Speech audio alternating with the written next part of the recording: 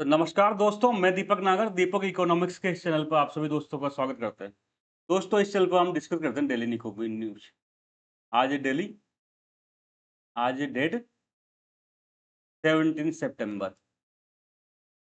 दोस्तों, आज तो वैसे तो कोई इम्पोर्टेंट न्यूज़ नहीं, केवल एक ही इम्पोर्टेंट न्यूज़ है। बेसिकली एक इंडेक्स रिलीज़ हुआ है, ग्लोबल इनोवेशन इंडेक्स। आप लोगों ने नाम सुना होगा, बहुत इंपोर्टेंट इंडेक्स होता है दोस्तों।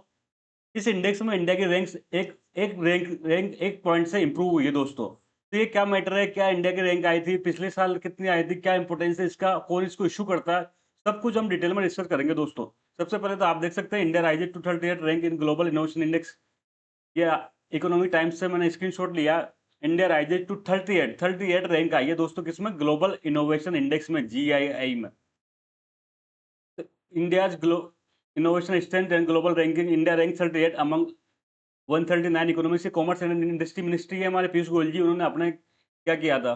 पीयूष गोयल जी ने अपने ट्विटर हैंडल से ये शेयर किया था। ये देख सकते हैं आप, ये जो 2025 में जो जीआईआई है, उसमें इंडिया को 38 रैंक आई है दोस्तों, 139 देशों में। तो सबसे पहले तो मैं बताऊं, देखो दोस्तों, ये जो ग्लोबल इनोवेशन इंडेक्स होता है, ये हर साल आता है।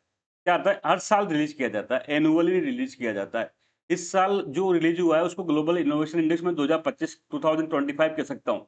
लास्ट टाइम ये 2024 में रिलीज हुआ था, मतलब लास्ट ईयर हुआ था। इस साल ये 2025 में आया, तो हर साल आता है दोस्तों। इसको रिलीज करता है एक संगठन है, वीपो। वीपो, अगर आपने नाम सुना हो तो इंपोर्टेंट एजेंसी है यूएन की, संयुक्त राष्ट्र संघ की एक स्पेशलाइज्ड एजेंसी है दोस्तों। इसके फुल फॉर्म होती है world intellectual property organisation.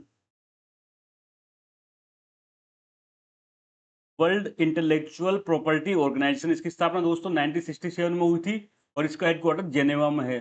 Geneva कहाँ है? स्विट्जरलैंड में। स्विट्जरलैंड में जेनेवा है। तो वर्ल्ड इंटेलेक्चुअल प्रॉपर्टी ऑर्गेनाइजेशन दोस्तों एक यूएन की एजेंसी है। ये इसकी स्थापना 1967 में हुई थी, और ये जेनेवा स्विट्जरलैंड में है दोस्तों। ये आप देख सकते हैं। इंटेलेक्चुअल इंडेक्स जो 2005 में basically publish by world intellectual property organisation, वीपो के द्वारा ही जारी होता है। इसकी स्थापना 1967 में हुई थी, और जिसका हेडक्वार्टर जेनेवा में है। ये इंपॉर्टेंट है दोस्तों, इसको एग्जाम में पूछा जा सकता है, इसका हेडक्वार्टर कहाँ है, उसको कौन रिलीज करता है। रिलीज एनुअली होता है दोस्तों ये। तो अब इसके नाम से स्पष्ट है, वीपो के नाम में एक चीज स्पष्ट है, ये क्या काम करता होगा? हर एजेंसी के, जनरली यूएन की जितनी भी एजेंसी, उनके नाम से स्पष्ट है।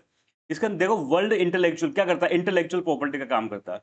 इंटेलेक्चुअल प्रॉपर्टी एक तो प्रॉपर्टी होती है फिजिकल प्रॉपर्टी, जैसे आपकी जमीन, मकान, दुकान, ये सब प्रॉपर्टी। एक इंटेलेक्चुअल इंटेलेक्चुअल ऐसी प्रॉपर्टी थी जो मनुष्य के ब्रेन से तैयार होती है, ह्यूमन माइंड से तैयार होती है। जैसे आपने दिमाग लगा के कोई लोगो बना लिया, दिमाग लगा के कोई बुक लिख दी, तो बुक पर आपका अधिकार है दोस्तों।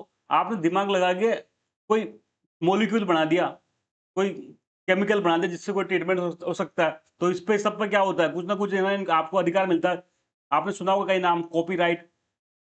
भाई इस पे तो मेरा कोई बुक लिख दी, अब बुक पे उसका कॉपीराइट है, उसके बिना मर्जी के कोई बेच नहीं सकता, तो आपको अधिकार मिल जाता है। ट्रेडमार्क होता है, ट्रेडमार्क होता है। पेटेंट होता है, पेटेंट का तो आपने सुना ही होगा ना, पेटेंट फिलिंग कर देते हैं। तो ये दोस्तों कुल मिला के ये है कि जो ब्रेन से ना इनोवेटिव काम होते हैं, इनोवेशन होता है देश में, उस इनोवेशन को ये मेजर करने का काम करता है इस ग्लोबल इनोवेशन इंडेक्स के माध्यम से। किसी देश में रिसर्च पे कितना पैसा खर्च हो रहा है, रिसर्च पे जो काम हो रहा है, कितने उसका जो इंटेलेक्चुअल प्रॉपर्टी फिलिंग हो रही है, कितना पेटेंट का उसमें हो रहा है। जिस देश में जितने ज्यादा पेटेंट रजिस्टर्ड हो रहे हैं, उस देश में उतना ज्यादा इनोवेशन हो रहा है। तो यही जो ग्लोबल इनोवेशन इंडेक्स है, बेसिकली यही मेजरमेंट करने का काम करता है कि किसी देश में इनोवेशन को कितना बढ़ावा दिया जा रहा है। और आपको तो मालूम होगा, इसे जितना ज्यादा इनोवेशन होगा किसी देश में, जितना ज्यादा नई चीजें, नवाचार होंगे, उतना ज्यादा वो देश डेवलप करेगा।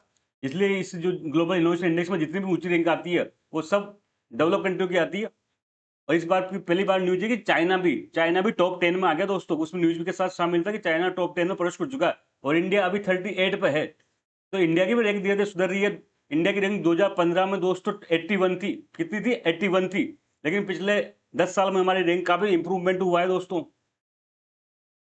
तो ये अच्छी बात है। वीपो क्या है? एक स्पेशलाइज्ड एजेंसी ऑफ यूएनओ, संयुक्त राष्ट्र संघ की एक स्पेशलाइज्ड एजेंसी है, जिसका हेडक्वार्टर कहाँ है? जेनेवा, स्विट्जरलैंड में है दोस्तों। ये क्या करता है? सबसे बड़ा जो ऑब्जेक्टिव है, जो ग्लोबल इनोवेशन इंडेक्स का है, ऑब्जेक्शन क्या है? बेसिकली जो लगभग 140 के आसपास देश होते हैं, कभी ज्यादा हो जाते हैं, कभी कम हो जाते हैं। इन देशों को ये क्या करता है? इनोवेशन परफॉर्मेंस के आधार पर मेजर करता है किसी देश में इनोवेशन की क्या परफॉर्मेंस रही उसको मेजर करता है दोस्तों ये।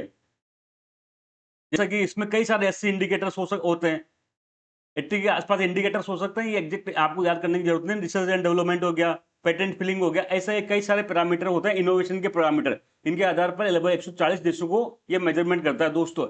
इस साल जो जीआई 2025 है उसमें बेसिकली दोस्तों 139 कंट्रीज को शामिल किया गया था। इन 139 कंट्रीज को रैंक की गई थी। फर्स्ट नंबर पर आया दोस्तों स्विट्जरलैंड। ये याद रखना, फर्स्ट रैंक भी पूछी जा सकती है। और इंडिया की रैंक आई दोस्तों 38 आई है। इसके अलावा जो जीआई जो 2024 था, लास्ट ईयर रिलीज हुआ था दोस्तों, उसमें इंडिया की रैंक थी 39। तो इंडिया की रैंक में एक पॉइंट का सुधार हुआ। इसके पहले जो 2015 में था दोस्तों, तो इंडिया की रैंक 81 आई थी। तो अगर 2015 से हम कंपेयर करें 2025 को, तो देखो हमारी रैंक में कितना सुधार हुआ। इसका मतलब देश में इनोवेशन को बढ़ावा दिया जा रहा है। ये रैंक इस बात का सबूत है।